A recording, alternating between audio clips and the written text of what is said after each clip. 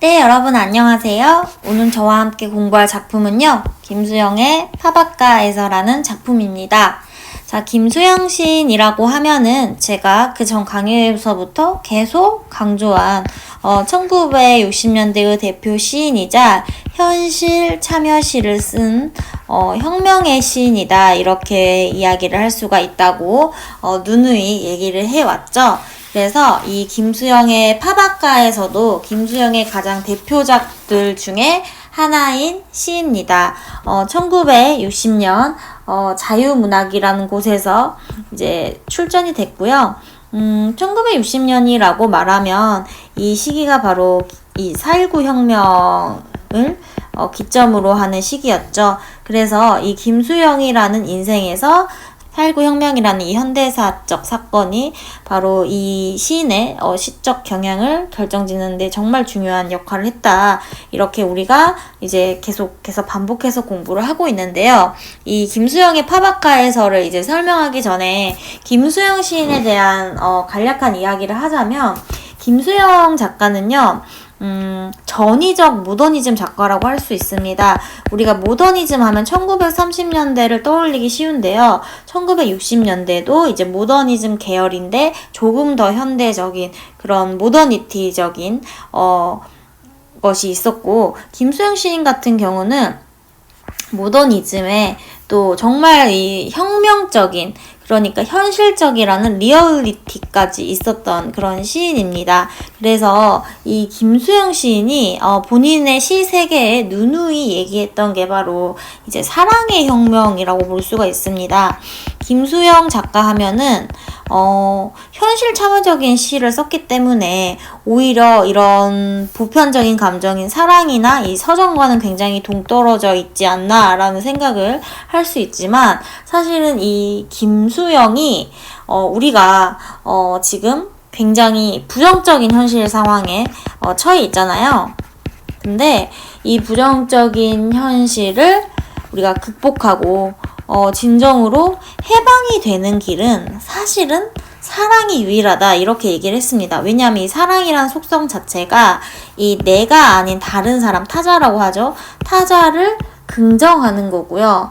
그 다음에 우리의 공동체를 회복하는 그런 정신이기 때문에, 사실 이 방법이 구체적으로는 다를 수 있지만 근원적으로는 바로 사랑이 있어야만 가능한 것이기 때문에 김수영 시인을 사랑의 혁명을 노래한 시인이다, 이렇게 생각을 할 수 있습니다. 그리고 이 김수영 시인 같은 경우는요, 시간에 대해서도 이렇게 생각을 했습니다. 우리가 보통 시간을 과거, 현재, 미래 이런 식으로 3등분을 해서 구분을 하잖아요.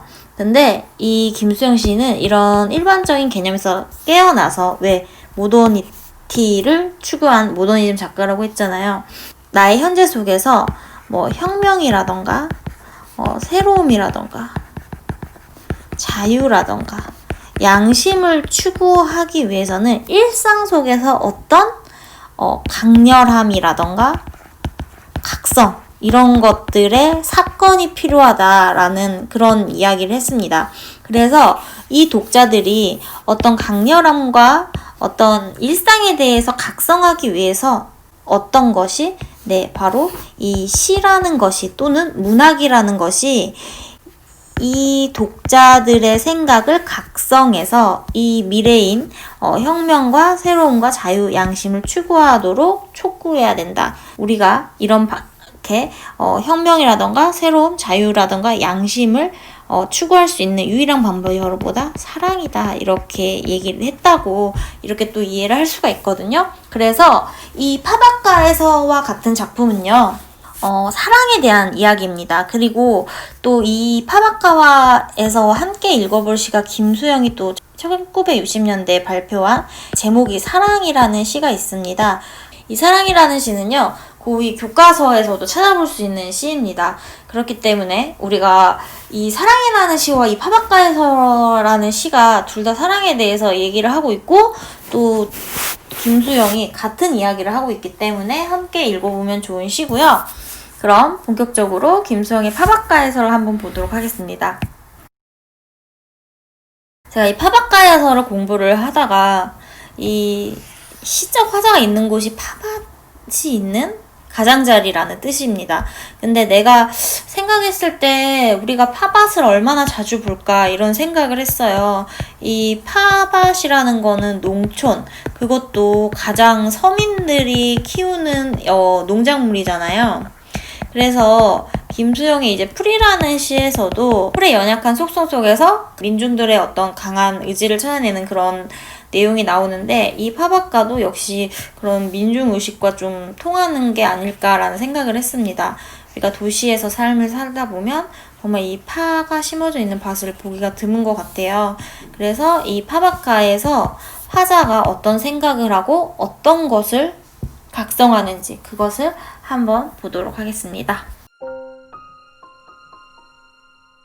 삶은 계란의 껍질이 벗겨지듯 묵은 사랑이 벗겨질 때 붉은 파밭의 푸른 새싹을 보아라. 얻는다는 것은 곧 잃는 것이다. 이렇게 이야기가 나옵니다.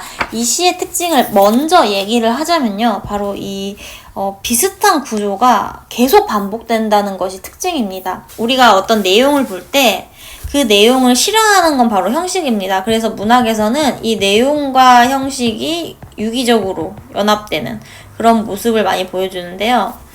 이 형식이 어떤 통일성을 갖게 되고 어떤 구조가 반복이 되면요, 이 내용 또한 어떻게 되냐면 강조가 됩니다. 우리가 그래서 매체도 중요한 겁니다. 이 내용을 어떤 도구를 통해서 전달할지, 어떤 형태를 통해서 전달할지도 문학에서, 특히 예술에서는 당연히 중요할 수밖에 없죠. 그림을 그릴 때 그림의 내용도 중요하지만 어떤 재료로 그림을 그릴지, 수채화를 그릴지 유화를 그릴지에 따라서 느낌이 달라지잖아요. 그래서 이 시 같은 경우는 어떻게 반복이 되냐면 뭐뭐 하듯 뭐뭐 할 때 얻는다는 것은 곧 잃는 것이다. 이것들이 계속 반복이 됩니다. 그래서 이 부분에 이제 집중을 해주시면 되고요. 삶은 계란은 말 그대로 우리가 일상 속에서 보는 삶은 계란을 얘기합니다. 그래서 이 계란의 껍질을 한번 상상을 해보세요. 그럼 이거는 굉장히 시각적인 표현이죠. 이 껍질이 벗겨지듯 계란을 툭 쳐가지고 타삭 벗겨질 때 어떻게 벗겨져요? 아주 깨끗하게 벗겨지죠. 이건 정말 우리의 일상적인 경험이고요. 이것이 벗겨지듯 뭐를 비유하고 있냐면 묵은 사랑이 벗겨질 때라고 얘기하고 있습니다. 그러면 여기서 이 삶은 계란은 곧 묵은 사랑과 통하는 거고요. 이 묵은 사랑은 뭐냐면 우리가 묵은지 알죠? 그 오래 묵은 김치를 묵은지라고 하는데, 이 묵은 사랑은 바로 과거의 사랑, 그러니까 오래된 사랑이 벗겨질 때라고 얘기하고 있습니다. 그러면 이 과거를 이제는 잊자라는 그런 의미라고 생각할 수 있습니다. 붉은 파밭의 푸른 새싹을 보아라. 자, 과거를 잊는다는 거 어떤 새로움을 본다는 얘기죠. 그때 보아라라고 뭐하고 있어요? 명령하고 있어요. 명령형 어미를 써서 이제 강조를 하고 있죠. 뭐라고? 붉은 파밭의 푸른 새싹을 보아라. 얻는다는 것은 곧 있는 것이다. 라는 얘기가 나옵니다. 자, 이 시의 일연을 굉장히 잘 이해를 해야 이 시 전체가 이해되는데요. 이 삶은 계란이라던가 묵은 사랑은요, 이제 과거의 것이고 어떻게 보면은 낡은 가치를 얘기합니다. 우리가 1960년대라는 시대적 상황을 생각했을 때 이때는 정말 이 현대의 시간입니다.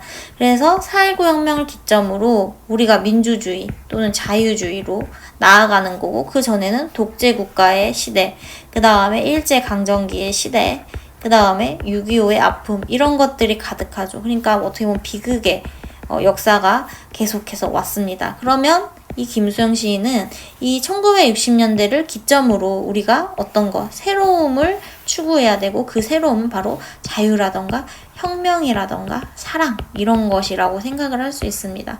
그렇기 때문에 김수영은 과거, 현재, 미래가 있다면 이 현재 속에서 새롭게 각성을 해라 라고 어떻게 하고 있어요? 현실 참여를 하라고 의지적으로 얘기하고 있는 겁니다. 이런 시가 바로 주지적 시라고 볼 수 있고, 주지적인 것, 뭔가 지적인 것, 이런 것을 전달을 하는 거죠. 단순하게 이게 뭐 사랑을 극복하고 사랑을 뭔가 실현을 해서 그 실현에 대한 서정성만 읊는 게 아니라 조금 더 우리가 공부를 해보면 그 안에 더 깊은 사회적인 의미도 찾을 수 있는 시가 바로 이 시입니다. 그래서 붉은 파밭의 푸른 새싹을이라는 거는 이 붉은 파밭이라는 건 이미 익어버린 그런 거죠. 이것도 어떻게 보면 과거의 것입니다. 과거의 것을 이렇게 제가 세모로 한번 쳐볼게요. 삶은 계란, 묵은 사랑, 붉은 파밭 이런 것들은 과거인 것이에요. 이거랑 대조되는 대상이 바로 뭐예요? 푸른 새싹이죠. 이것은 새로움이자 혁명이자 사랑이자 앞으로의 다가올 어떤 미래성을 가지고 있는 것입니다. 붉은 파밭은 과거, 삶은 계란도 그것을 비유하고 있기 때문에 같은 개념이죠. 자, 그랬을 때 이 붉은 파밭의 푸른 새싹이라는 이 시어를 한번 자세히 봐주실래요? 여기서는 이 붉은색과 푸른색이요 굉장히 강렬하게 어떻게 되나요? 대비가 됩니다. 이런 걸 보고 이제 색채 대비라고 합니다. 그래서 여러분들이 그걸 알아야 돼요. 우리가 시를 배울 때 뭐 삶은 계란이라던가 붉은 파밭 푸른 새싹이라는 말을 들었으면 우리가 시각적으로 이걸 굉장히 구체적으로 형상화할 수 있게 됩니다. 형상화라는 건 어떤 대상의 모습을 명확하게 그릴 수 있다는 거예요. 그래서 우리는 시인들은 어떤 관념적인 것을 어떻게 시각화하는 데 탁월한 재능을 가지고 있습니다. 그 구체적인 도구가 바로 언어인 거죠. 그래서 이 붉은 파밭과 푸른 새싹의 대조적인 의미도 한번 여러분들이 정리를 해주시기를 바랍니다. 그 다음에 이런 얘기가 나와요. 얻는다는 것은 곧 잊는다는 것이다. 참 이런 말들을 만나게 되면 시를 읽는 재미라던가 어떤 인생의 교훈, 진리를 얻게 되는데요. 우리가 얻는 게 얻는 거지 왜 잊는 것인가 라는 생각 한번 해볼까요? 내가 돈을 주고 어떤 물건을 샀어요. 근데 그것은 내 거가 됐는데 왜 잊는 것일까라고 얘기를 할까?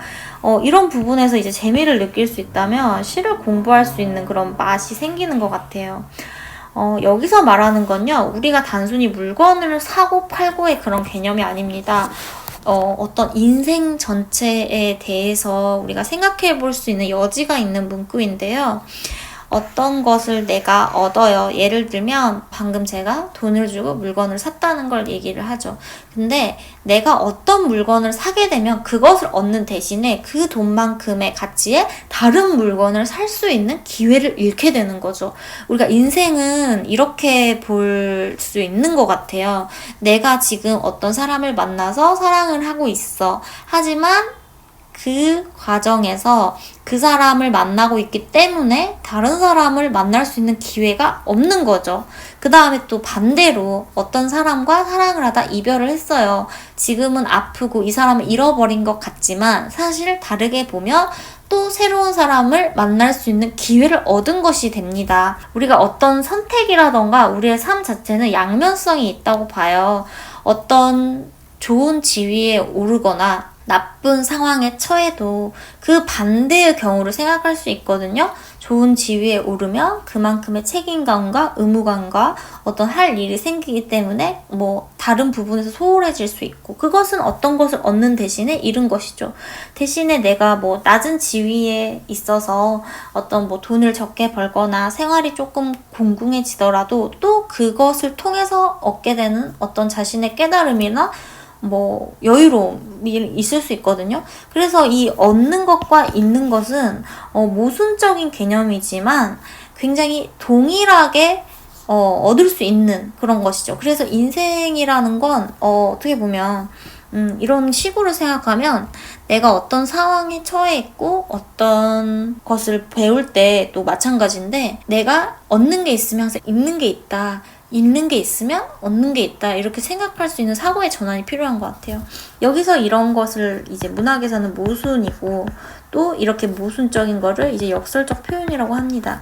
이런 거는 뭐냐면 강조입니다. 예를 들어서 사회적인 것, 1960년대 독재 정권을 생각했을 때 독재 정권 하에 뭔가 우리가 독재 정권이 있기 때문에 안정감을 얻을 수도 있고 뭐 경제 발전이 있을 수도 있고 기타 여러 가지가 있었지만, 또 어떤 것은 이제 있는 거거든요. 자연물도 이렇게 생각할 수 있죠.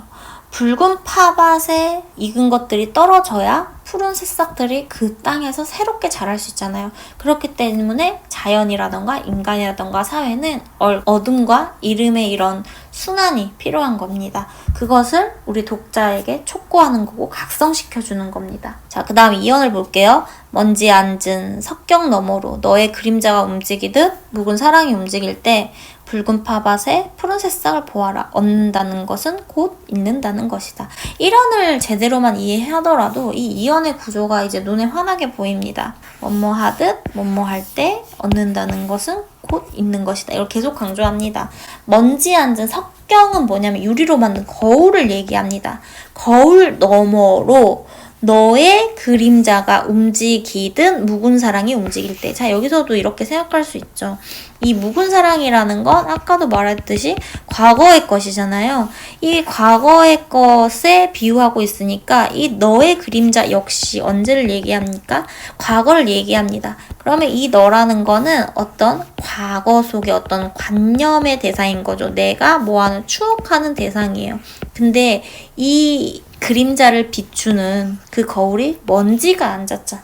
그러면 이거는 뭔가 이전의 것, 과거의 것이라는 걸 얘기를 합니다. 그래서 어떤 과거와 계속 일맥상통하고 있는 것이에요. 그렇기 때문에 이제 너와도 이별해야 되고 우리의 그런 과거라도 이별해야 된다는 걸 강조를 한다고 했죠. 붉은 파밭에 푸른 새싹을 보아라. 역시 아까와 같은 뜻이고 색채, 대비, 그 다음에 의지적 어조로 얻는다는 건 곧 잊는다는 거다 라고 이야기를 하고 있습니다.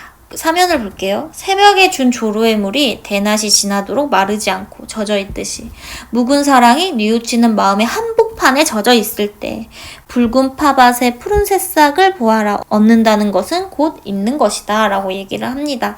이 3연도 마찬가지입니다. 뭐뭐듯, 그 다음에 뭐뭐 때, 그 다음에 얻는다는 것은 잊는 것이다. 이렇게 똑같이 이제 강조가 되고 있는데 새벽에 준 조로의 물이라는 거는 뭐냐면 조로가 물뿌리개를 얘기합니다. 포르투갈어에서 파생되는 건데 새벽에 준 조로의 물이 대낮이 지나도록 마르지 않고 젖어 있어요. 근데 우리는 지금까지 계속해서 봤잖아요. 1연에서는 삶은 계란의 껍질, 그 다음에 2연에서는 먼지 않는 석경 너머로 보이는 너의 그림자, 그 다음에 3연에서는 새벽에 준 조로의 물이 대낮이 지나도록 마를라 있지 않대. 이것 역시 어떤 거냐면 과거에 대한 거예요. 근데 2연에서 이 먼지 앉은 석경 너머로 너의 그림자를 회상하고 있잖아. 이 관념 속에서 벗어나지 못하고 있잖아. 이거는 그 1960년대를 살던 민중일 수도 있고 또 이런 과거를 회상하거나 이것에서 벗어나지 못하고 있는 자기 자신일 수도 있습니다. 이게 대낮이 지나도록 마르지가 않았어. 이거는 구체적인 게 아니에요. 어떤 관념적인 요소죠. 자연물 자체를 얘기하는 게 아니라 어떤 머릿속에 있는 관념을 얘기하는 겁니다. 대낮이 지나도록 마르지 않고 젖어 있듯이. 그러니까 뭔가 이게 산뜻하지가 않아요. 이전의 과거에 머물러 있어. 여기에 정체돼 있는 그런 느낌을 줍니다. 묵은 사랑이 뉘우치는 마음의 한복판에 젖어 있을, 이제 여기서는 관념적으로 얘기를 하고 있는데요. 이 사랑은 많은 것을 얘기합니다. 우리의 삶, 어떤 삶? 전통적인 삶, 또는 오래된 관습에 얽매이는 삶, 낡은 가치라던가 전통적 가치를 버리지 못하는 그런 고루한 삶, 이런 것을 얘기합니다. 근데 이 사랑이 계란의 껍질이 벗겨지듯 완벽하게 예쁘게 벗겨지지가 못하고 뉘우치는 마음의 가운데에 젖어 있어. 이 조로의 물이 젖어 있는 찝찝함처럼 묵은 사랑이 젖어 있는 이런 상황이에요. 그렇기 때문에 쉽게 이거를 떨쳐낼 수 없는 화자라던가 우리를 얘기하는 거죠. 붉은 파밭에 푸른 새싹을 보아라. 얻는다는 것은 곧 잃는 것이다. 그래서 이것을 강조하면서 낡은 가치관을 깨트리고 뭔가 새로운 사랑이라던가 혁명이라던가 미래를 봐라. 그렇기 때문에 이 새로운 사랑을 얻기 위해서는 과거의 사랑과의 이별을 통해서 이것이 가능하다. 이런 것을 강조하고 있는 것입니다. 그리고 이런 것이 굉장히 의지적으로 나타났기 때문에 독자들 또한 이 시를 읽고 뭔가 현실 참여적으로 뭔가 변화를 하기, 이렇게 바라는 시입니다. 김수영 시인의 시는요, 표면적인 의미 그 안에의 뭐를 잘 알아야 되냐면 어떤 상징적 의미와 함축적 의미에 대해서 우리가 생각을 해봐야 됩니다. 그래서 우리가 이런 것들을 통해서 김수영 시인이 뭔가를 얘기하고 있는 것, 그 다음에 김수영 시인이 뭔가 단정적으로 독자들한테 얘기하고 있는 것이 바로 무엇일까라고 생각을 할 수 있습니다. 이 시는 김수영 시인을 중점으로 설명을 해서 굉장히 뭐 약간 사회혁명적인 시다 이렇게도 볼 수 있지만 어떻게 보면은 이별을 한 그런 개인이 읽어도 좋은 시인 것 같아요. 이 팝아웃에서 바라본 어떤 상실의 경험을 한 어떤 화자가 팝아웃가에서 정말 새로운 사랑을 위해서 이 슬픔을 극복하려고 하는 그런 시로도 읽을 수 있습니다. 제가 이런 말을 들었어요. 크리스토퍼 놀란이라는 감독이 이런 말을 하더라고요. 뭔가 자신에게 해석을 요구하는 그런 질문을 받았을 때 영화가 어떤 메시지를 전달하고 그 메시지가 전부라면 그 영화가 아니다라는 말을 듣고 저도 그런 생각을 했습니다. 시를 이야기하고 시를 이제 전달하는 입장에서 이 시는 주제가 이거다. 이 시의 상징적 의미는 이거다 라고 말하는 건 정말 그건 시가 아닌 것 같다는 생각을 했습니다. 이 시들은 언제나 새로운 의미로 읽힐 수 있고 모든 관객이 영화에 대한 어떤 해석이 다른 것처럼 시 또한 그것을 읽는 독자의 해석이 전부 다 다르기 때문에 결국엔 독자가 시를 해석하고 정의하는 게 아닌가라는 생각을 했습니다. 저는 그런 과정에서의 어떤 최소한의 도움 장치, 그 다음에 어떤 기준을 제시하는 것 뿐이라는 생각을 했고요. 아무튼 오늘 수업은 여기까지고요. 다음 시간에 더 좋은 시로 만나겠습니다. 좋아요와 구독 꼭 눌러주세요. 다음 시간에 다시 만나요. 안녕.